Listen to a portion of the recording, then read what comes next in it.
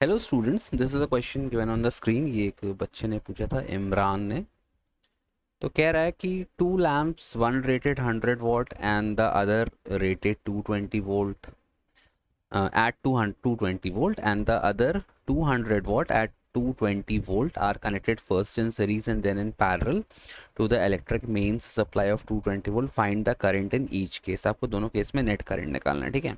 अब देखो यहाँ पे 10th में तो आपको ऐसा पावर के बारे में बहुत डीप एक एक्सप्लेनेशन नहीं है, बट मैं आपको रेकमेंड करूंगा यहाँ पे एक फॉर्मूला याद कर लो। अगर बहुत सारे डिवाइसेस पैरेलल में कनेक्टेड है, बहुत सारे बल्ब, तो नेट पावर इन पैरेलल क्या होता है बेटा, ये फॉर्मूला बात कर लो। Net power in parallel is equal to P1 plus P2 plus P3 plus dash dash dash. ये पैरेलल का हो गया फॉर्मूला।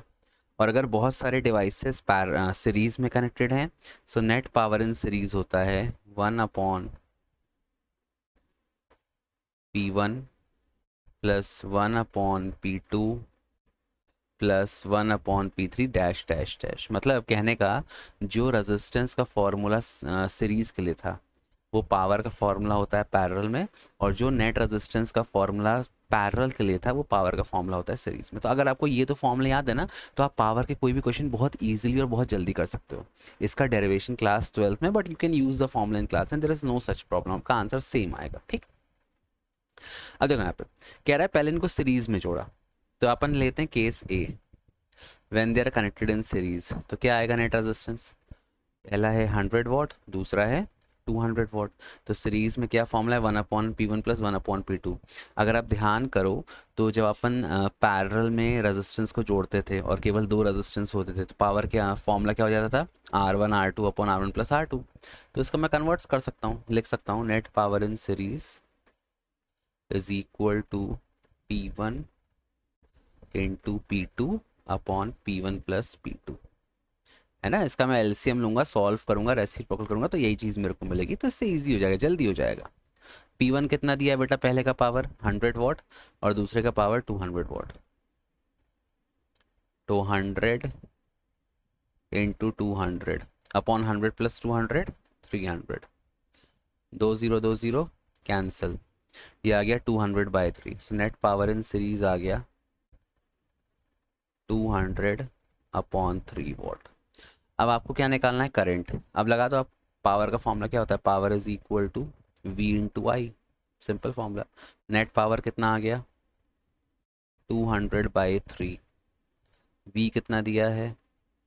220 इंटू आई। आप भाई नेट पावर इस्तेमाल करोगे सर्किट में। 1 0 ये कट गया, ठीक है। और क्या कटेगा? 2 10 और ये 2 11। तो आपका आंसर आएगा I will be equal to, ये हो गया 10 और ये 11 नीचे मल्टीप्लाई को, 11 3 33 एम्पियर। अब इसको आप डेसिमल में कन्वर्ट कर लेना, आपका आंसर आ जाएगा, ठीक। अब अपन पार्ट बी करते हैं। पार्ट बी किस में जोड़ दिया अपन ने? इसको पैरेलल में। Net power in parallel formula क्या होता है? Simply P1 plus P2 add हो जाती है। सीधे मैं लिख रहा हूँ, P1 कितना दिया है बेटा?